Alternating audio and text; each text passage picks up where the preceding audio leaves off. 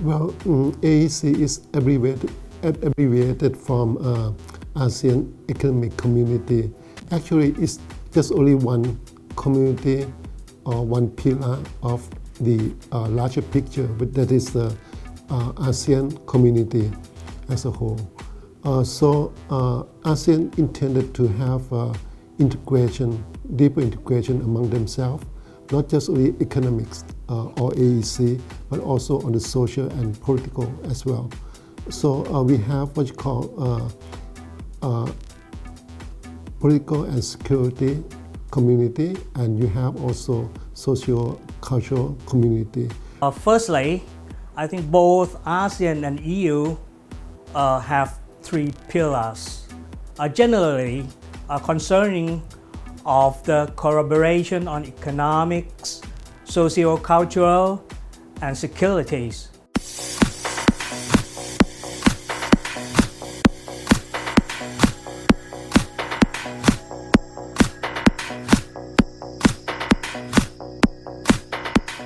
In theory, law of comparative advantage would result into a win-win situation, for all ASEAN member countries.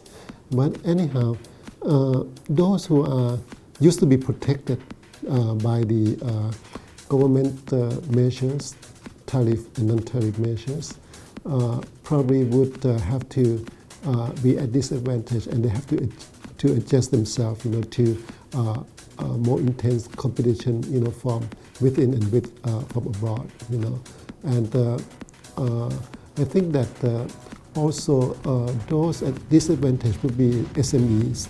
SMEs, that they are small and medium-sized enterprise, and they are lack of capital, lack of know-how, and lack of information, for the market.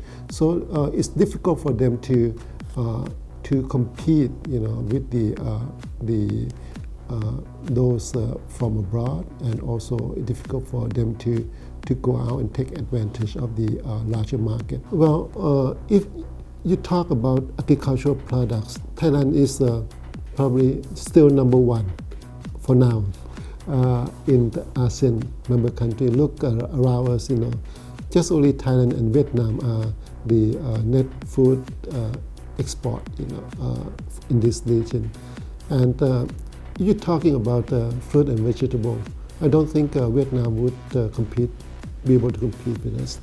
We have a variety of fruits and vegetables. So actually we are net exporter of these fruit and vegetable and agricultural products, actually. Okay, we may compete with Vietnam on rice, but well, we cannot help because it's the political products, like we have policies, and we don't want to sell rice at a cheap price, So this is our product. We better concentrate on the value rather than quantity. And with AEC, I think the traveling would be made much easier, like for example, we can have a common visa for ASEAN, and we're going to have exemption of visa within ASEAN, So that would help, traveling within ASEAN much easier. And when people come to ASEAN, they would come to Thailand first, because we are the what we can call logistic hub, We have Thainess to drive the economic growth and development in short run and long run. In my context, the Thainess is everything that represents Thailand and Thai people. For example, food, Thai people, lifestyle, maybe temple, and everything. We still have plenty of natural and cultural heritage to bring us the economic development. We have the plenty of skilled labor, and we are on the way to develop the creative economy. Looking at the skilled labor, after being the AEC, the skilled labor can move freely among the member nations. From our neighboring country would come in and take away job from our people. That's not true because AEC wouldn't be up to that yet because within by 2015 when we become the AEC or Economic Community among ASEAN, it's not that we can open up for anybody to come in and work within our country. We are not at that level yet, not like the EU yet. We are now just only agree on the what you call mutual recognition arrangement. That is to recognize qualifications and experience of professionals in the other countries. Well, what I think I would say no. Why? Because I think that we have already seen the bad lesson from EU. We noticed at least two things in here that I would like to explain to you. The first notice is those countries have high figure of public debt caused by using populism policy with the combination of inefficient fiscal policy. The second notice, those countries are under the situation of high trade deficit in which they need to lower of its own currency rate. But however, they are unable to do that since their country use strong standard euro currency. It could cause more and more trade deficit.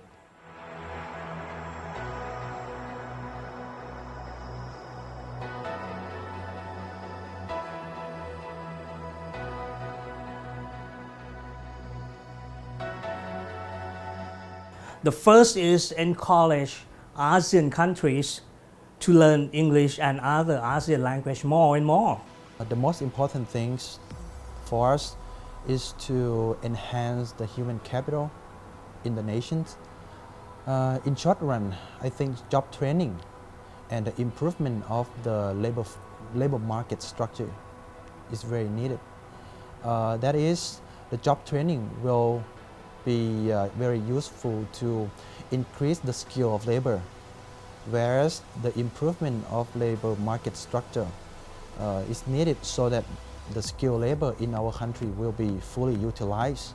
But in the long run, I think the expansions of the compulsory education, the improvement of the quality of the educational system is needed urgently. You got to sharpen your skill, like your professional skill, your languages, that we are at disadvantage of other ASEAN member countries, or your knowledge of culture of other ASEAN member countries. The other one, the second one, is improve our Thai infrastructure, especially on communication, transportation, and maybe also for the Center of Excellence. The third I would like to suggest is enhance nationalism policy. Some kind like we are Thailand or we are ASEAN. If we need the appropriate policy to capitalize on the economic integrations because the development level among the ASEAN countries are very, very different, leading to the very different bargaining power and competitiveness. For example, if we would like to encourage international trade among the member nations, we need to develop the product in the nations. Each nation should have the heterogeneous or unique product. In other words, we need to develop the product which is unique and represent the national identity so that we can trade among the member nations. Otherwise, the economic integration will not encourage the international trade among the member nations. Moreover, I think the policy to prevent the brain drain must be effectively carried out because we need to prevent the skilled labor from one nation to move to the other nations.